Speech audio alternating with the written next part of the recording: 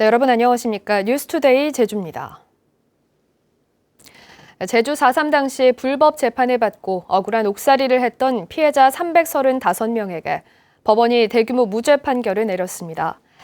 그런데 피해자 대부분은 한국전쟁 당시 실종돼서 지금은 생사조차 알 수 없는데요.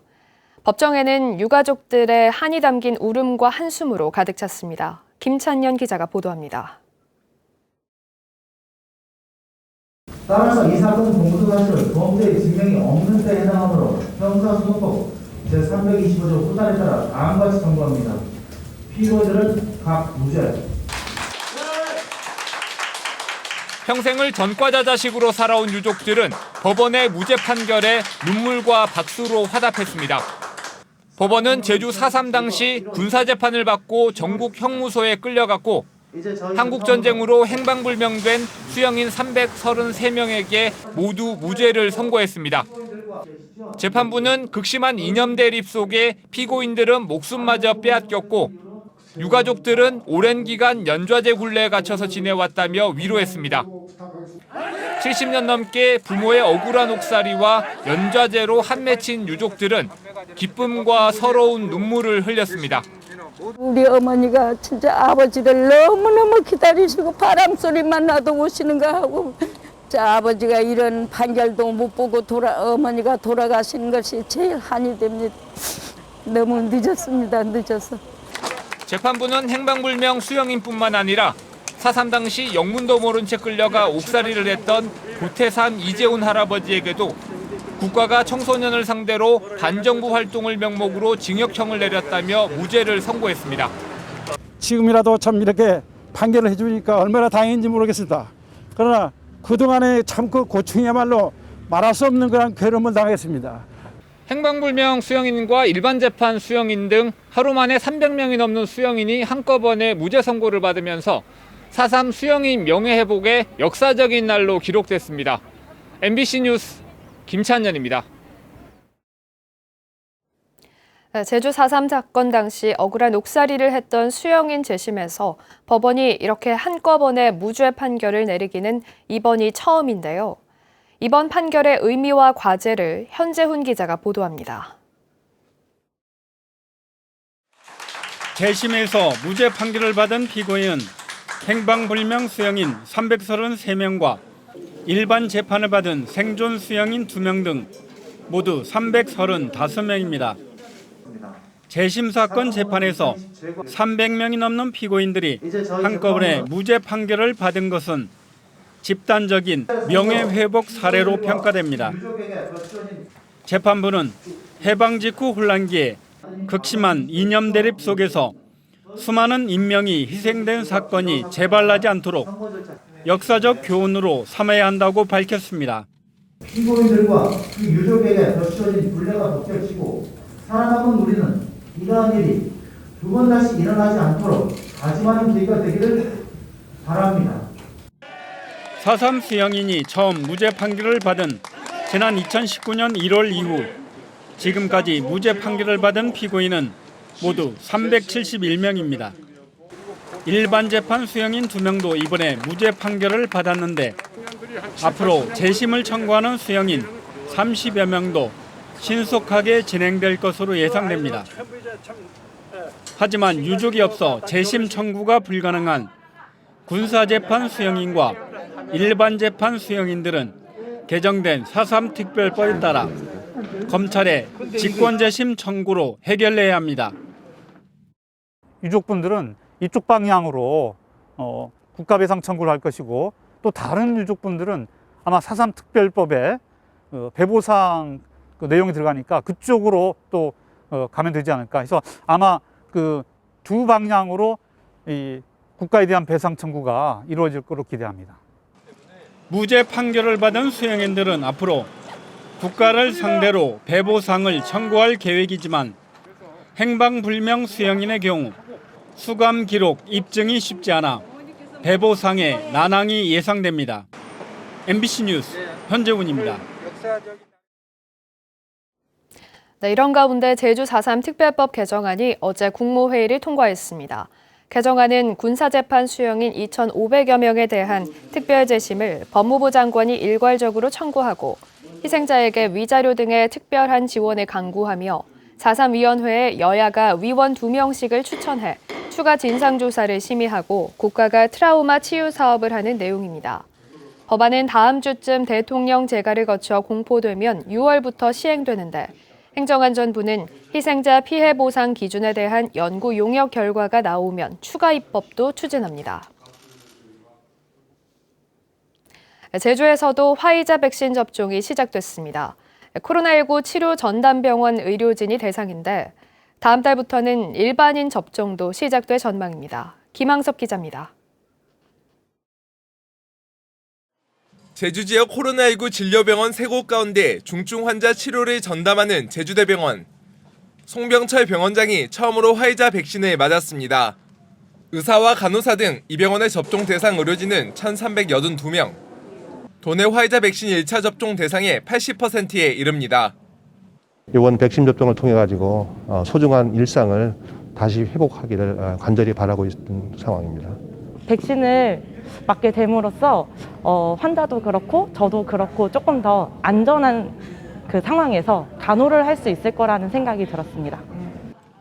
접종을 마친 의료진들은 30분 동안 대기하며 이상 반응 여부를 확인했습니다. 호흡곤란이 발생한다 그러면 기본적으로 산소 호흡 유지하면서 응급실로 이송할 계획이 있습니다. 후에 몸살 기운이라든가 아니면 좀 일상을 좀 불편할 정도의 그런 컨디션 변화가 있으면 일단은 타이레놀을 복용하도록. 화이자 백신의 보관 온도는 영하 75도 안팎의 초저온, 영상 2도에서 8도 사이로 해동하면 최대 닷새까지만 사용할 수 있어 오는 19일까지 접종을 마칠 계획입니다. 병원 측은 한 병당 6명 분량에 맞춰 백신을 접종하고 최소 잔여형 주사기를 사용해 백신 잔량이 확보되면 추가 접종도 검토하고 있습니다. 다음 달부터는 일반인 접종도 시작될 것으로 보입니다. 첫 접종 대상은 감염에 취약한 75살 이상 노인과 노인시설 종사자로 이들에게는 화이자 백신을 접종할 계획입니다. 유치원과 초중학교 보건교사에 이어 5월부터는 65살 이상에서 75살 미만 어르신 5만 7천 명을 대상으로 아스트라제네카 백신 접종이 진행됩니다.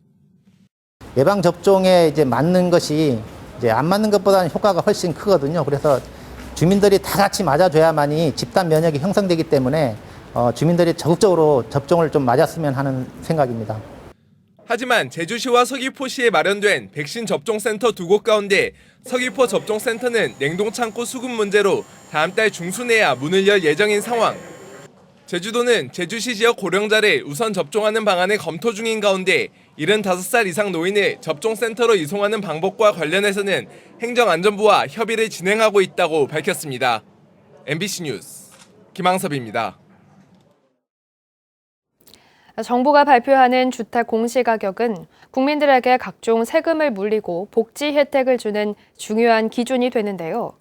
지역별로 공시가격을 결정하는 기준인 표준주택이 엉터리로 선정된 것으로 제주도 공식조사에서 처음으로 밝혀졌습니다. 조인호 기자입니다. 농촌 마을 한쪽 자풀이 우거진 곳에 있는 허름한 농가주택입니다. 가까이 가서 보니 아무도 살지 않고 오래전에 버려진 영락 없는 폐가입니다. 혹시 여기 언제부터 비어 있는 줄 아세요? 한 20년 넘었죠. 누구 집인지도 모르시겠네요, 그러면? 그룹 회장 딸인지 뭔지 그분 거래요. 다 여기 빈집들, 다 빈집들 그분 거예요. 그런데 한국부동산원은 이 폐가를 2018년부터 지난해까지 국토부가 발표하는 이 마을 공시가격의 기준이 되는 표준주택으로 선정했습니다. 올해는 엉뚱하게도 이 폐가 대신 바로 옆에 또 다른 폐가로 표준주택을 바꿨습니다. 결국 이런 폐가가 표준주택으로 선정되면서 근처의 다른 주택 6채의 공시가격이 엉터리로 산정되고 말았습니다. 60억 원짜리 호화주택을 표준주택으로 선정해 주변의 공시가격이 높아지는가 하면 무허가 건물을 선정하거나 면적이 틀리는 등 47건의 오류가 확인됐습니다. 이 때문에 주택 1,134채의 공시가격이 왜곡돼 재산세와 건강보험료가 잘못 부과되고 기초연금 등 복지 혜택에서 탈락했습니다. 이 같은 사실은 제주도가 전국 최초로 설치한 공시가격 검증센터의 현장 조사를 통해 처음으로 확인됐습니다. 2015년에는 평가사 40명에 직원 40명이 투입되던 일이라고요. 그런데 지금은 평가사 2명에 직원 4명이 투입되고 있습니다. 정확할 리가 없잖아요. 무슨 수로? 저희도 이제 그 부분에 대해서 확인을 한 다음에 지금 검토 중인데요. 아직 뭐라고 말씀드리기가 조금 그래서 분사 차원에서 같이 해서 하고 있으니까요. 원희룡 제주도지사는 LH 사태로 국민들이 분노하고 있는데도 정부가 산정 근거가 불분명한 공시가격으로 증세만 고집하고 있다며 전면 재조사하라고 요구했습니다. MBC 뉴스 조인호입니다.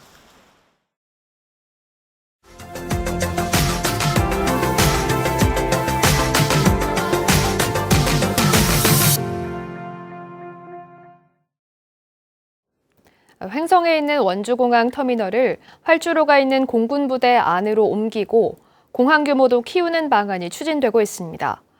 이용객들의 편의는 개선될 수 있지만 횡성 지역은 사전 협의 없는 일방적인 추진이라며 반발하고 있습니다. 원주 MBC 이하라 기자입니다. 원주 제주를 하루 최대 2차례 왕복 운항하는 원주공항. 활주로가 원주 공군기지 안쪽에 있어 탑승 수속 절차를 밟는 터미널과 비행기 탑승장 사이의 거리가 1.7km나 떨어져 있는 전국 유일의 공항입니다. 강원도와 한국공항공사는 이 터미널을 비행기 탑승장 근처인 옛 미군기지, 캠프 이글부지나 활주로 남단으로 이전하는 방안을 추진하고 있습니다. 실제 이전 여부는 빠르면 6월 말 국토부가 결정합니다. 지금까지는 승객들이 수속을 거치고 이렇게 버스를 타고 다시 탑승장으로 이동해야 하는데 그런 불편을 줄이겠다는 겁니다. 항공기 한 대만 머무를 수 있는 지금의 계류장을 5대까지 수용할 수 있는 크기로 넓히고 제주 외의 지역을 오가는 신규 취항도 가능해집니다. 주차장 크기도 지금의 7배인 950대를 수용할 수 있도록 키우겠다는 계획입니다. 원주공항에서 이제 저희들이 이제 한테 와서 이걸 이제 이렇게 했으면 좋겠다. 승객들도 불편하고 항공사도 버스 운영하는데 돈 들고. 이용객 편의는 획기적으로 개선될 수 있지만 문제는 횡성 지역이 반발하고 있다는 겁니다. 협의 없이 도에서 이전 계획을 내면서 횡성 지역의 피해 규모와 이를 상쇄할 대책 마련이 전무하다는 지적입니다.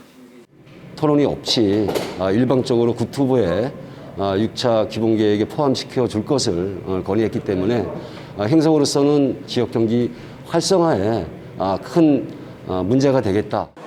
횡성구는 터미널 이전 여부와 상관없이 25억 4천만 원을 들여 형 공항 인근의 공원과 주차장, 농특산물 판매장 등을 조성하는 사업을 추진하겠다고 밝혔습니다. MBC 뉴스 이하라입니다.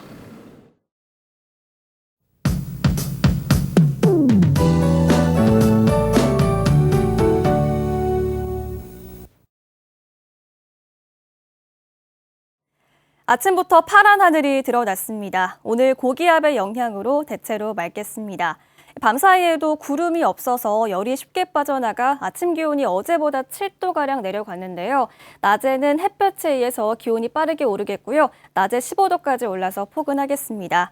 이렇게 맑은 고기압권 날씨에서는 일교차가 크게 벌어지는데요. 모레까지 낮과 밤의 기온차가 10도 가까이 크게 벌어지겠습니다. 건강관리 잘 해주시기 바랍니다. 공기질 상황도 궁금하실 텐데요. 어제 제주도에서도 황사가 관측된 곳이 있었지만 당초 예상과 달리 오후부터 바람이 먼지를 쓸어내면서 공기질이 비교적 양호했습니다. 오늘 일부 중서부 지역에서만 먼지 농도가 짙겠고요. 제주도는 미세먼지와 초미세먼지 농도 모두 보통 수준으로 대기질이 양호할 것으로 예상됩니다. 이어서 자세한 지역별 날씨입니다. 아침 출근길 현재 기온 제주시는 6도, 성산은 7도로 시작하고 있고요. 어제보다 7도가량 내려갔지만 예년 수준의 기온을 보이고 있습니다. 낮 최고 기온은 제주시와 성산 15도, 서귀포시 17도, 고산 14도가 예상됩니다. 오늘 도서 지역도 맑고 포근하겠습니다. 제주도 앞바다와 제주도 남쪽 먼바다에 내려졌던 풍랑특보는 오늘 오전 7시에 해제됐습니다. 대부분 해상에서 오늘 물결이 2.5m까지 일겠습니다. 맑은 하늘이 드러나면서 오늘 하늘길 날씨도 양호할 것으로 예상됩니다. 주간 날씨입니다. 기압골의 영향으로 금요일 밤부터 제주에 비가 내리기 시작하겠고요. 일요일 오전까지 비가 내리겠습니다. 날씨였습니다. 제393회 제주도의회 임시회가 8일간의 회기로 오늘 개회됩니다. 이번 임시회에서는 제주도가 제3차 국제자유도시 종합계획의 핵심 사업으로 검토 중인 신교통수단 트램 도입과 스마트시티 조성 사업이 도마에 오를 것으로 예상됩니다. 또 드림타워의 LT카지노업 영업장 이전 신청과 관련해 시민단체가 도민 의견조사 조작 의혹을 제기하며 사업자를 고발한 상태여서 도의회의 의견 제시에 관심이 쏠리고 있습니다. 소나무 재선충병 방제 작업으로 멸종 위기종인 제주 고사리삼 자생지 훼손이 심각한 것으로 확인됐습니다. 곶자왈 사람들은 지난달 말부터 조천 함덕 곶자왈 지대를 조사한 결과 작업로를 내기 위해 나무를 베거나 암석을 옮기고 중장비들이 이동하면서 제주 고사리삼 자생지 40곳이 파괴될 위기에 놓였다고 밝혔습니다. 곶자왈 사람들은 제주 고사리삼 생육에 큰 지장이 우려된다며 장비 진입 금지 등 보호 대책을 세우라고 촉구했습니다. 제주시가 아동학대가 발생한 어린이집에 과태료를 부과합니다. 제주시는 해당 어린이집이 타당한 이유 없이 학부모들의 CCTV 영상 알람을 거부하고 있다며 해당 어린이집의 과태료 부과 방침을 통보했다고 밝혔습니다. 영유아 보육법상 어린이집이 학부모들의 CCTV 영상 알람을 거부할 경우 과태료 최대 150만 원이 부과됩니다. 드림타워 카지노 노동자들이 노동조합 설립을 선언했습니다. 제주관광서비스노조 드림타워 LT 카지노 지부는 제주도청 앞에서 설립 기자회견을 열고 그동안 한국노총과 민주노총 산하에 각각 존재하던 노조를 민주노총 산하 관광서비스노조로 전환하기로 했다고 밝혔습니다. LT 카지노 지부는 코로나19로 카지노 사업장 노동자의 어려움이 크다며 노사 협력으로 상생을 위한 대화를 시작하겠다고 밝혔습니다. 뉴스투데이 제주를 마치겠습니다. 시청해주신 여러분 고맙습니다.